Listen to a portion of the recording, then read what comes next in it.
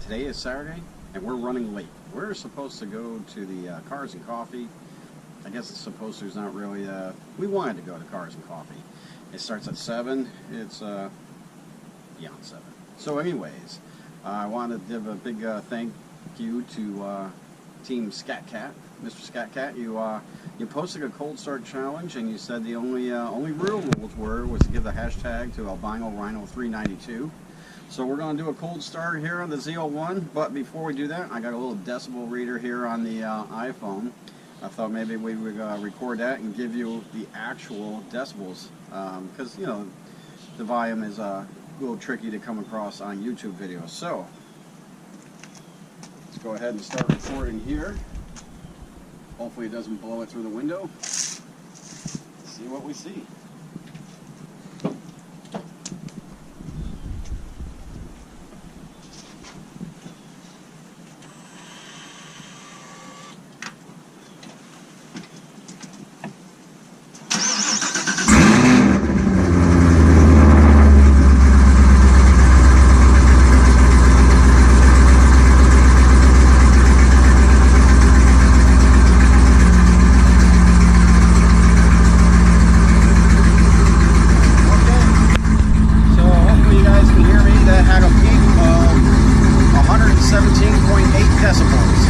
You gotta show it to prove it.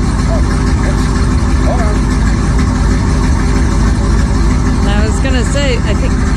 Let's see if we can get that. 117.8 decibels. Woohoo! All right. So I was gonna say, I think the smile it brings to your face when you start off is better than the decibels. No, it's all the same. But all right, guys, let's take a ride.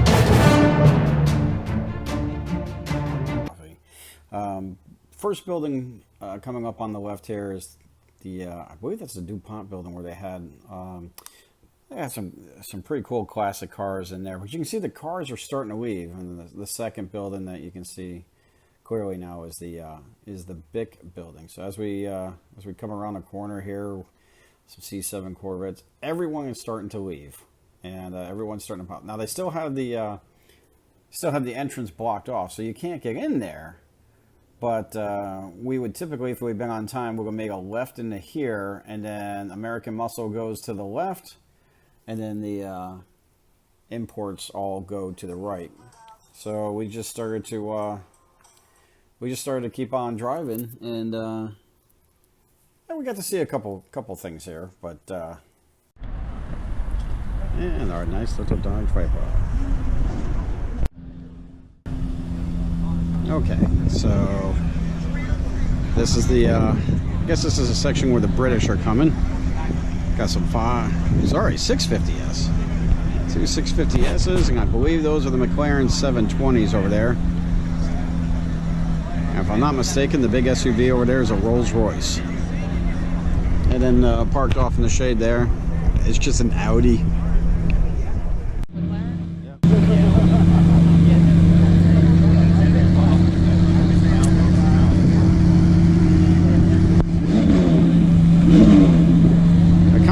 From the front. I know it's longer in the back. It sounds like he's parked on the side unless it's somebody else.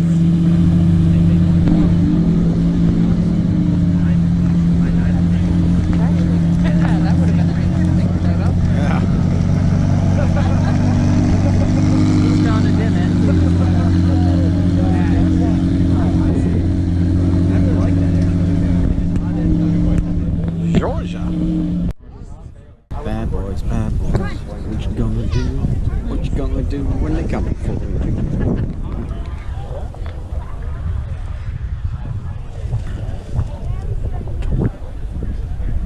The Pinellas County Sheriff has a Humvee.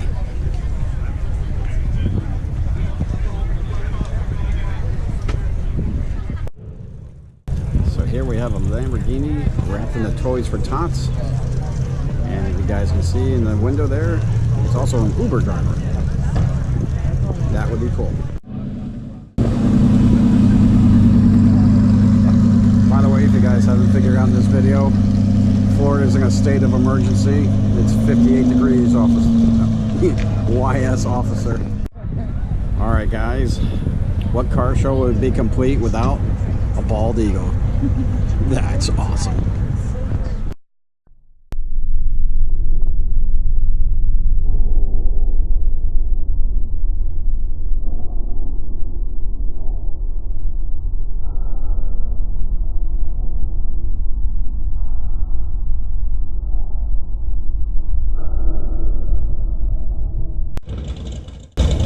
Alright, I don't know what he has in there for a cam.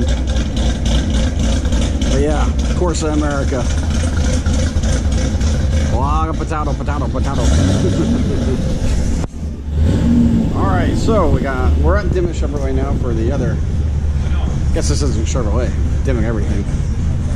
So if you guys are in the shopping for some McLarens, and you have $400,000 burning a hole in your pocket, come on down. So this is the McLaren 720S, and we got a chance to talk to one of the sales reps about it. Now the color here, it was pretty awesome. It's called Volcano Red, and the camera doesn't really pick it up, but there's a whole lot of sparkles that come through. Now the funny thing is, the color is Volcano Red, but it doesn't have a single drop of red paint in it.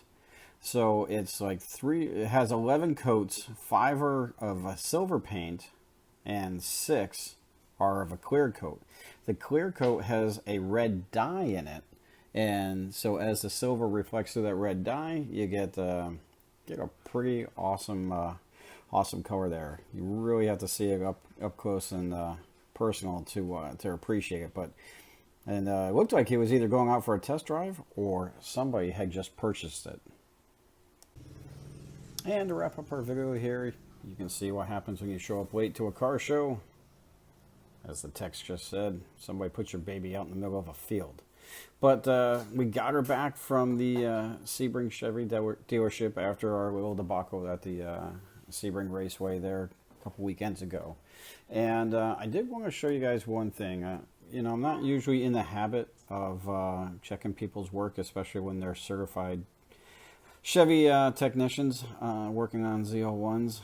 But just real quick here, if you look at this first picture here, this was taken right when we first got storming. We did a Z01 intro video. Now I'm circling the coolant overflow here, and you can see that it is all the way up to the top. When we drove back from the Sebring dealership, I noticed that the car was running about 20 degrees warmer. And when I got back home, I opened the hood, and there you have it. There was, obviously there was the coolant that was in the engine blocking in the radiator, but there was nothing in the overflow and nothing in the surge tank below it. So after a quick little panic, luckily I did keep my eye on the temperature the whole time. It never went over 180. But still, you get a certified mechanic that, I mean, first of all, it took 5 days to complete the work, which I'm not sure why Chevy dealerships have a hard time with stock supercharger belts and 3 coolant hoses and a vacuum line. But that aside from this is how I found it. So that was a little disappointing, to say the least. It's I don't know what we would have done had we made that long trip from Sebring all the way back up. I guess we wouldn't have made it very far. We could probably coasted to the other dealership that's right there on the edge of Sebring. But anyways, we hope you enjoyed our video. Like, comment, subscribe, and we'll see you soon.